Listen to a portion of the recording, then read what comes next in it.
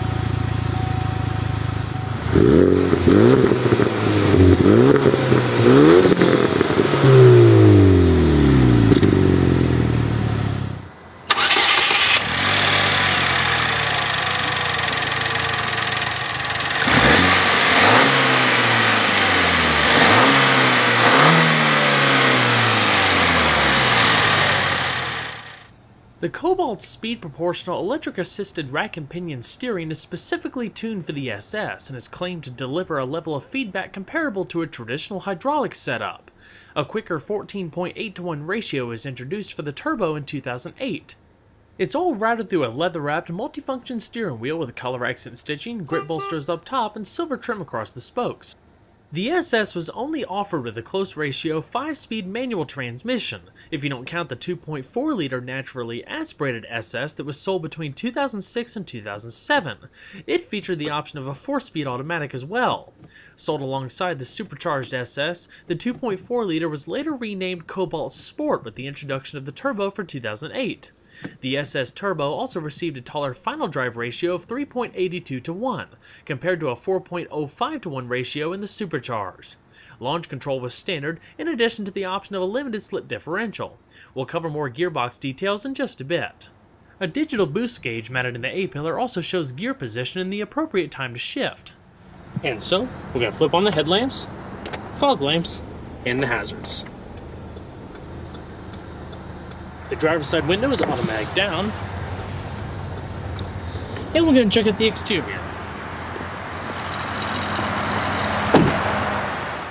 The Cobalt first hit the market in late 2004 for the 2005 model year and represented Chevrolet's newest compact car lineup. Compared to the aging Cavalier, it was without a doubt a significant improvement in pretty much every dimension. Produced through 2010, before being replaced by the Cruze in 2011, the Cobalt was offered in both a coupe and sedan. It rides on GM's Delta platform, which also provides the basis for the HHR, Saturn Ion, and other compact GM vehicles. The standard Cobalt was never something to get excited about, featuring a range of engines, transmissions, and trim levels that basically offered affordable and efficient transportation, but not much else. The SS, though, is an entirely different story. Introduced for 2005, the original SS featured a Roots-type Eaton supercharger, designed to compete in the highly contested segment of hot offerings in the mid-2000s, such as the Mazda Speed 3, SRT4, and others. The original SS was praised for its performance and handling, which was comparable to the segment, but came at a far cheaper price, leading to a pretty good bargain for what you got, especially on the second-hand market. Thankfully, compared to the relatively dull styling of the standard Cobalt, the SS stood out quite a bit, offering a far superior design with a unique body kit consisting of more aggressive front and rear fascias, not to mention lower side skirts and unique SS wheels. The front incorporates a set of fog lamps, a lower chin spoiler, and air splitter, as well as a special upper and lower mesh grille treatment. Outback SS cars have a chrome-polished exhaust tip measuring 4 inches in diameter that rounds off the 2.5-inch high-flow exhaust system, with flared rear bumper that also incorporates a bit of mesh that echoes the front. An available deck lid spoiler helped round out the changes aside from subtle SS badges and turbocharged badge on the right-hand side of the trunk. Other improvements include fluid-filled engine and transmission mounts for a smoother idle. The real deal came in 2008 when the SS dumped the supercharger for a far more powerful turbocharged and intercooled power plant. GM's performance division finally breathed some serious firepower into that all-aluminum 2-liter 4-cylinder. Its design consists of double overhead cams, a compression ratio of 9.2 to 1, direct fuel injection, and a 6,300 RPM redline. Other internal upgrades include revised cylinder heads, sodium-filled valves, forged steel crankshaft, and oil jet piston cooling. Variable valve timing on both the intake and exhaust sides was a new feature for 2008. Producing 260 horsepower at 5,300 RPM and 260 pound-feet of torque at 2,000 RPM, the Cobalt SS was now able to reach 60 miles an hour in around 5.5 to 5.7 seconds, while passing the quarter mile in 14 seconds at 103 miles an hour. Top speed is rated at 160 miles an hour. This was a bigger deal than you may think, as the Turbo SS develops 55 horsepower and 60 pound-feet of torque more than the supercharged SS, improving 0 to 60 times by around a second. The Turbo even develops its power and torque significantly earlier in the RPM range for faster response. Larger drive shafts and wheel bearings were used to handle the upgrade. At the time of its launch, it even lapped the Nürburgring in 8 minutes 22 seconds, which set a record at the time for front-wheel drive sport compacts.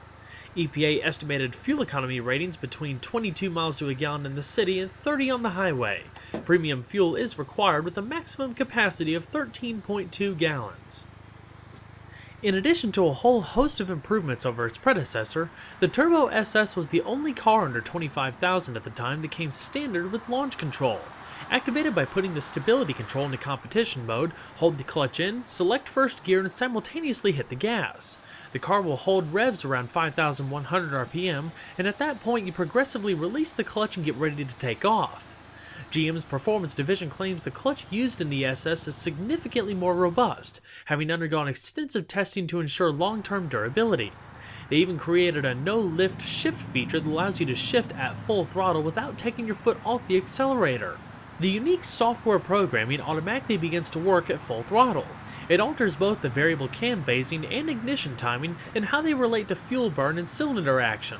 All of this put together helps create more energy to maintain turbo boost. When using no-lift shift, you have 0.3 of a second to perform the action before it reverts to normal action with an interruption of boost pressure. The Turbo SS features lightweight 18 by 7.5 inch 5 twin-spoke forged aluminum alloy wheels, wrapped in 255/40 high-performance low-profile tires, able to hold around 0.9 G of lateral acceleration. These wheels are actually half an inch wider than what's found on the supercharged model, accompanied by wider tires. Stopping the car from 60 miles an hour only takes about 115 feet thanks to 4-wheel ventilated disc brakes that are all an inch larger for 2008. 12.4 inches in front with 4-piston Brembo calipers and 11.5 inches in the rear with single-piston calipers. The 2008 SS also received quite the suspension makeover for far superior handling over the previous year. The basic setup consists of independent McPherson struts up front and a simple semi-trailing twist beam axle out back. The SS employs specific gas-charged twin-tube struts up front and monotube gas-charged struts in the rear. A 30% improvement in roll stiffness owes its thanks to new steering knuckles, which work to alter the geometry of this front suspension and maintaining control through the corners. Further stiffness comes from larger 24mm stabilizer bars front and rear, in addition to new lower control arms and revised spring and damper rates. The available limited slip differential was almost a necessity with all of the torque produced, being that the Cobalt is front-wheel drive. It helped mitigate torque steer and axle hop for a more controlled takeoff.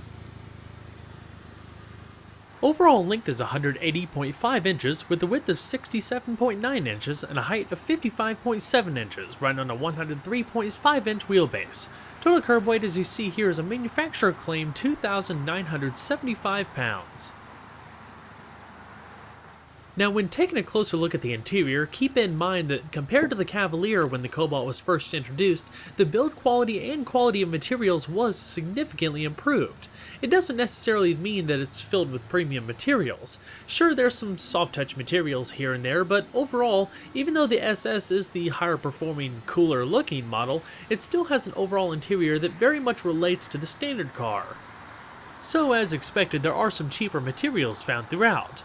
You do have power windows, power locks, and mirrors standard on the SS, a little bit of storage down below, and a huge door opening that makes climbing in for either the driver or passenger simple, and getting into the back a little bit easier, even though it's a little tight compared to the sedan. As far as the seats, they're unique, highly bolstered units specific to the SS. The seats are finished in a combination of grippy cloth and leatherette trim across the sides, not to mention microfiber suede-like Ultralux trim across the middle portion of the seats. The seats have a reasonable amount of padding, good lateral support, and definitely sit more on the sport side versus comfort, but the grippy materials definitely hold you in place. The upper portion of the backrest is flared like a racing bucket, and you also have SS logos stitched in the top of the seat. The headrests are vertically adjustable. Continuing through the interior, you have a little bit of all-weather protection down on the floor and a large dead pedal. The steering wheel is manual tilting only, and I believe a telescoping feature was never available. A little bit of storage down below with your trunk release hidden in the compartment. Your fog lamps as well as display illumination to the left, not to mention a pretty cool digital boost gauge mounted up in the A-pillar. The dash is clean and simple with pretty good ergonomics for the radio and climate control, finished off with a sunroof. So let's go ahead and see how she sounds.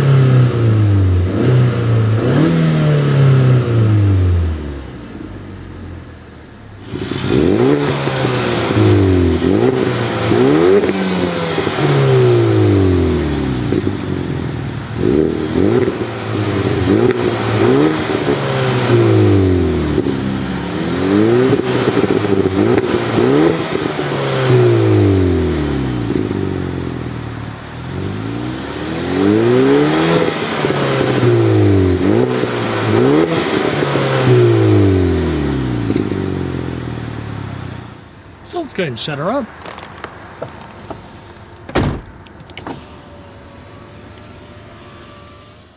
The SS came standard with a premium 7-speaker Pioneer audio system, routed through an AM/FM radio in the dash with standard satellite radio, CD player, auxiliary as well as media integration.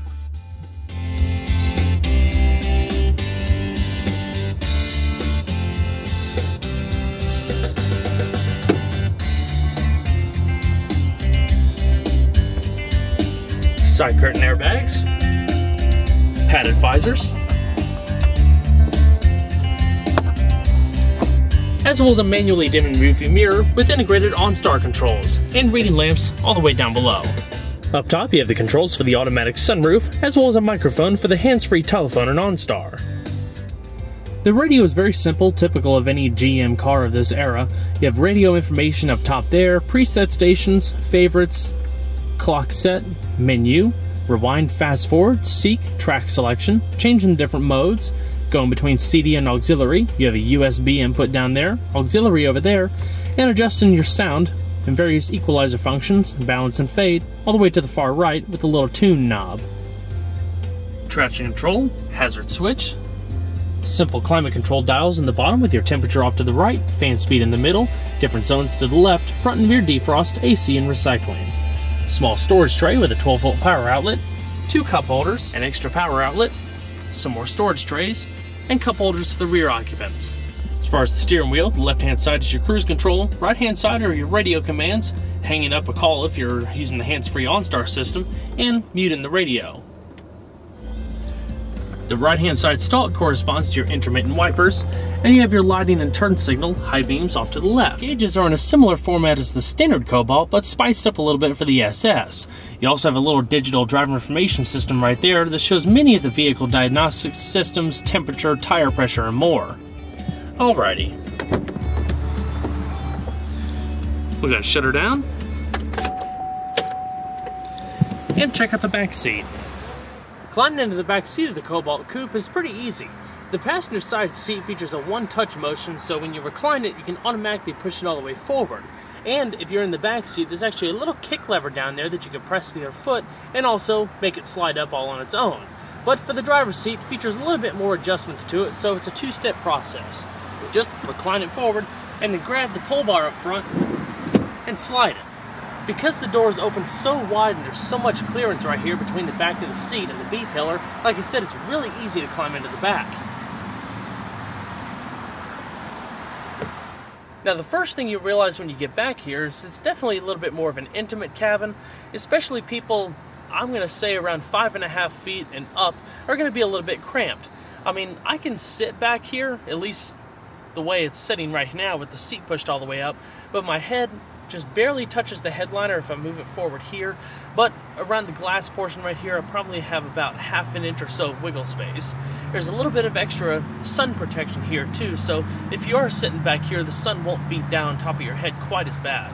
When you put the front seats back in their normal position, the legroom pretty much diminishes unless, like I said, you're a smaller person. So if you're around 5.5 feet or more, I suggest the front seat being a lot more of a comfortable place to be. Up top you do have 2 coat hooks, side curtain airbags, plenty of glass back here, so it's pretty open overall, not really a claustrophobic space. You don't have an armrest in the middle here, but like the front, the back seat is contoured for a little bit more of a sportier side and features the grippy cloth and leatherette trim. You have 2 cup holders down here, as well as a little storage tray. But as far as amenities, that's pretty much it. Pretty simple environment. So let's go and check out the rest of the vehicle, shall we?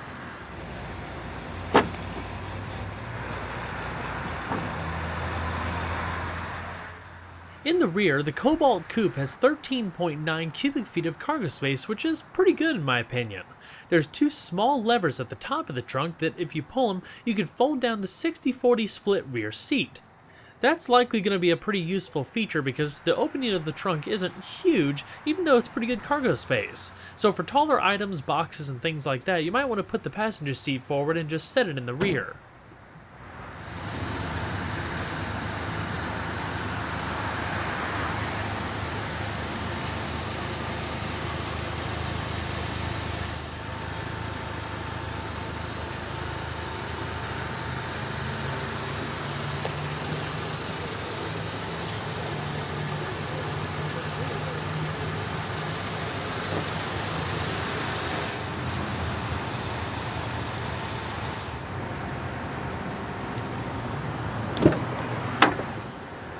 Now the passenger seat features similar adjustments including sliding and recline, but lacks the height adjustment of the driver's seat.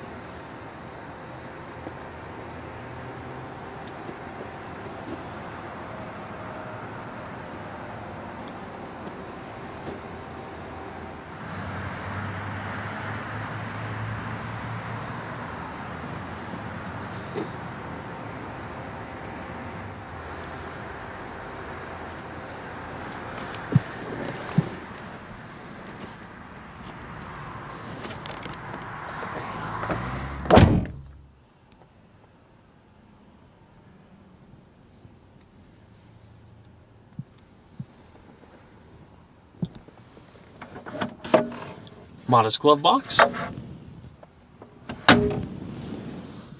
While the standard Cobalt was never designed to excite the everyday car enthusiast, the SS turns the dial up quite a bit with adding a bit of forced induction, a sport-tuned suspension, and sportier overall layout. In keeping with the value-conscious mind of the lineup and the Chevrolet brand in general, the SS offered quite a bit of bang for your buck. Well everyone, I hope you enjoyed the in-depth look at the turbocharged Chevrolet Cobalt SS.